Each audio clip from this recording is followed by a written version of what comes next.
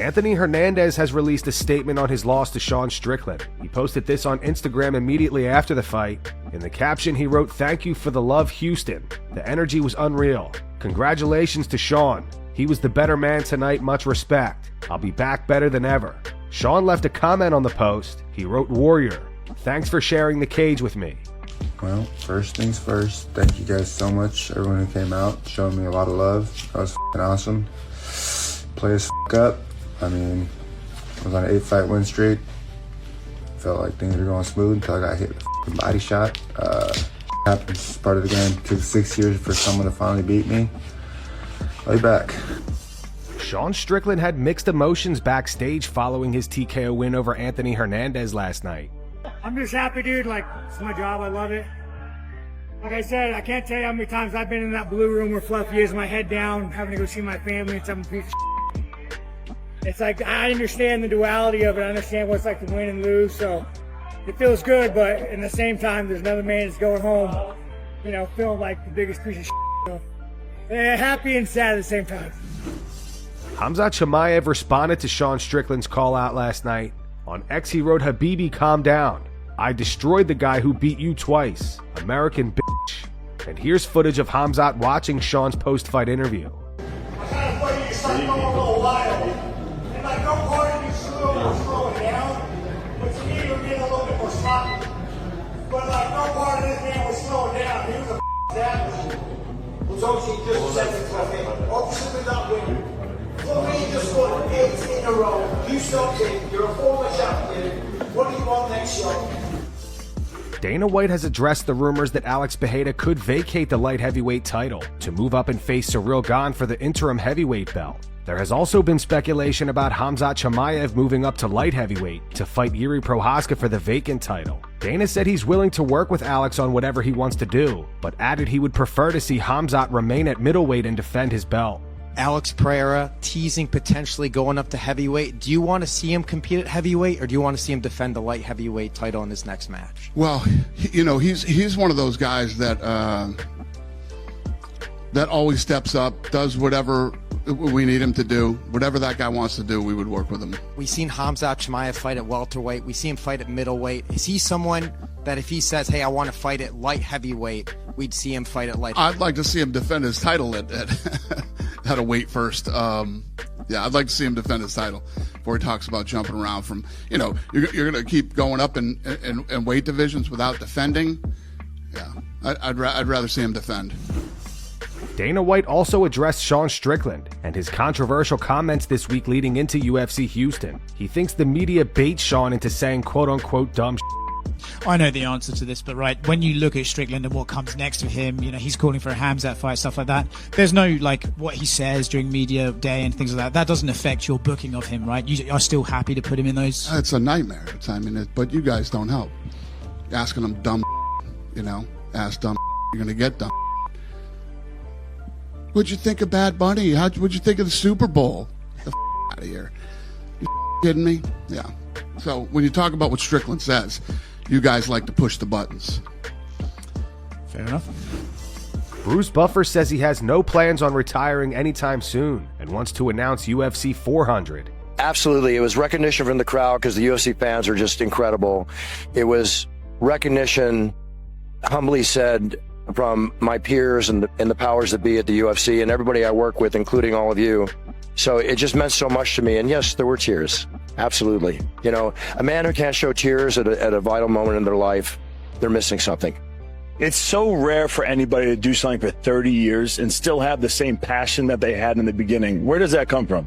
You know, when I stepped in the octagon 30 years ago, obviously, again, my evolutionary process, things have changed, the way I announce, the way I move and everything else. But I will tell you truth to date today. Every night I walk in that octagon, I have to prove to myself, to you, to the fans, the powers that be, everybody watching, and especially to the fighters, that I deserve to be there and share that moment and roar them and enhance that moment for them as best as possible.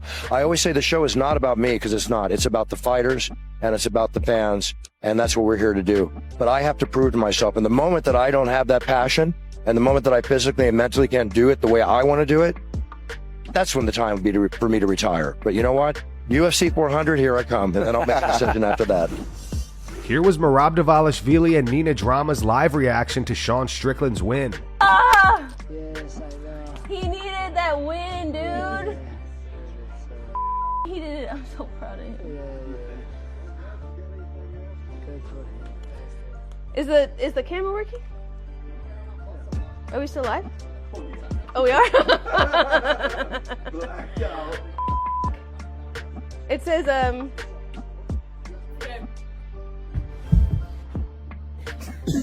Oh,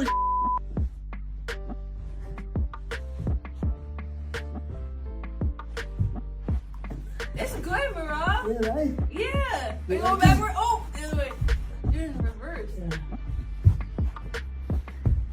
You haven't done this since you were a kid? Yeah, I was doing this every training session. But now, yeah, I haven't done. What, Yes. is it like a stretch?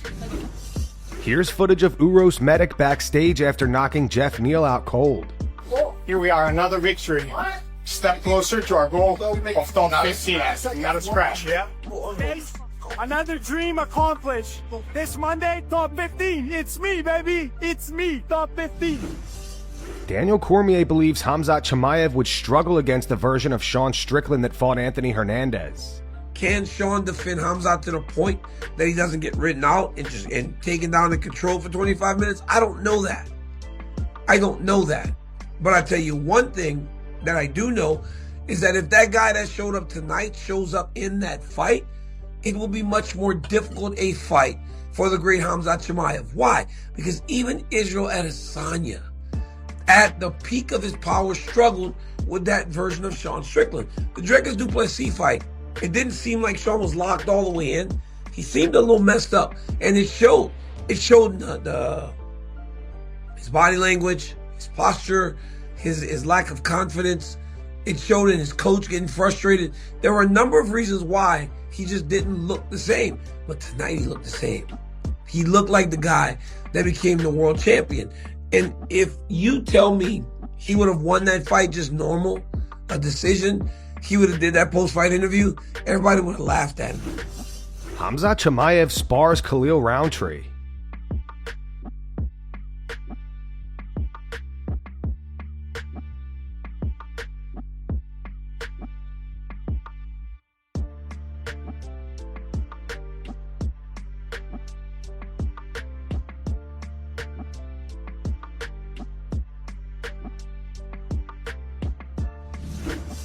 At the UFC Houston post-fight press conference, Sean Strickland trolled Oscar Willis over his friendship with Dan Hooker. As you guys know, this week Dan's side chick accused him of cheating on her with a man. Hey, you and Dan Hooker, you dirty I knew you were there. I knew you were going to bring that up. You know, when that happened, that came out, it wasn't lost on me that it was a Sean Strickland fight week that I would have to go and deal with afterwards, you know? But no, they accuse you, right, of banging Dan, right? They accuse me. Dude, no, I could see Dan like at a party. I'm not saying Dan's a gay man, but I could see him, I could see him partying a little bit with you. Maybe getting a little bit too loose, waking up and one a little sore butthole. So it was a fantastic win.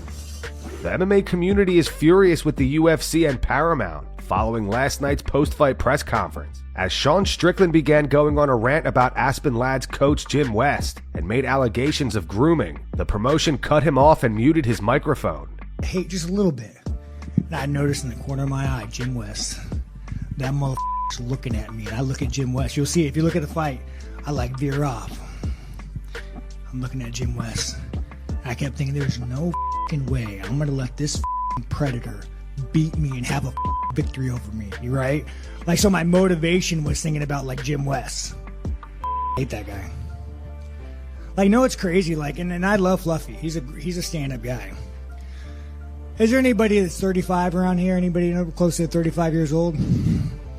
Can you picture being 35 years old and meeting a sweet little 14-year-old Aspen lad and saying, I'm going to marry her when she turns 18?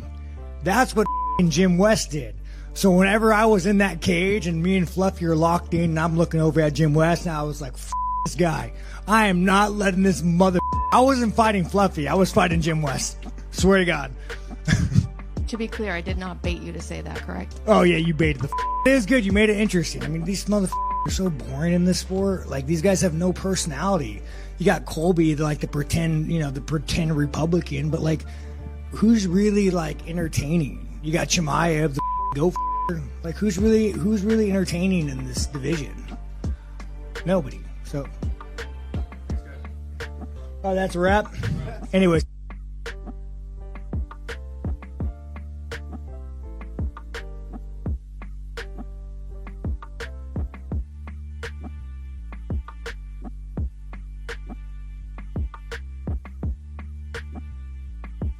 Afterwards on X, Sean wrote Jim was 35, I believe. Almost put hands on him a few years ago. The article states that Aspen Ladd began training with Jim West around age 14. Sean then posted this on Instagram. He said, I didn't even know he was Fluffy's coach. I wasn't fighting Fluffy. I was fighting Jim West. I almost put hands on him a few years ago at the PI. So the comments on the UFC's YouTube channel are brutal today. All of the top comments on the press conference are about this situation. This user writes, wow, Paramount. Seems like there's a censorship in here. Soft motherfucking company cut Sean's mic. Bullshit censorship. Paramount on the phone with Dana as we speak. Cowardly motherfuckers shutting it down. They put a leash on him. Cancel Paramount. And UFC censoring the only entertaining fighter they have. What a brilliant idea. And that's going to wrap it up for the news. Thanks for watching. For daily MMA news and content, subscribe to Full Mount MMA and click the bell icon to be notified when we post videos. Here are the 3 top comments from last video. The first one's from Mr. M. Brown Jr. It says, between Sean's pre-fight trash talk and his performance tonight, he's making me want to see him versus Khamzat now. The second one's from Glenn Short. It says, rest in peace to Sergey's father. And the final one's from Samuel. It says, Sean fought like he was sparring. Probably saw Fluffy as Sneeko in the ring in this fight. Those were the 3 top comments from last video. If you want to be featured in the next one, all you have to do is comment down below. And if you missed yesterday's news, click the video on screen right now to get caught up.